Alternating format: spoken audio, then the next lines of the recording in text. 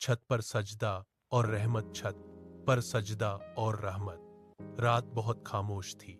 आसमान पर चांद था और ठंडी हवा धीरे धीरे चल रही थी। मगर साजिद के दिल में सुकून नहीं था। वह अपनी छत पर अकेला बैठा था। नीचे घर में अंधेरा और ऊपर आसमान की खामोशी। साजिद एक गरीब लड़का था। घर के हालात बहुत खराब थे। अबू बीमार, अम्मी परेशान, छोटी बहन की फीस बाकी और जेब में सिर्फ चंद सिक्के। हर दिन वो मेहनत करता, मगर रिज़्क जैसे हाथ से फिसल जाता।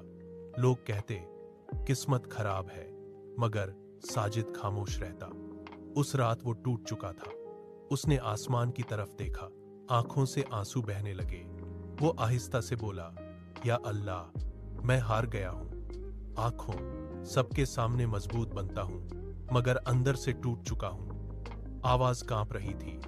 मैं किसी के सामने हाथ नहीं फैलाता, बस तेरे सामने झुकता हूं। यह कहकर वह छत पर ही सजदे में गिर गया। बहुत देर तक रोता रहा।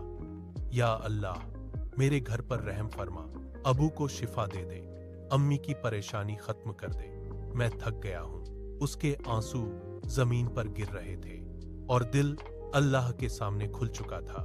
इसी हाल में वह सो गया। सुबह फजर के बाद दरवाजे पर जोर से दस्तक हुई। अम्मी ने दरवाजा खोला। बाहर एक आदमी खड़ा था। उसने पूछा, यह साजिद का घर है? अम्मी हैरान हुई। जी। उस शख्स ने एक लिफाफा दिया। यह अमानत है। कई साल पहले तुम्हारे वालिद ने मेरे वालिद की मदद की थी। आज मैं वो थर वापस करने आया हूं। अम्मी के हाथ कांपने लगे। लिहारा खोला, इतने पैसे थे कि घर के कई मसले हल हो सकते थे।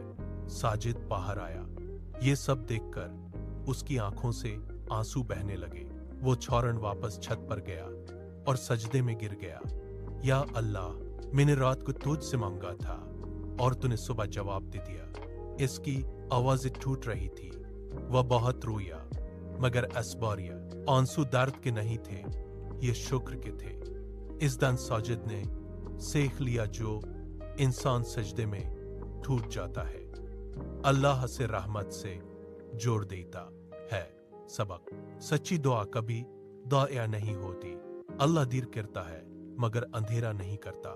कमेंट लाइन: अगर आप भी अल्लाह की रहमत पर यकीन रखते हैं तो कमेंट में लिखें, या अल्लाह तू ही काफी है।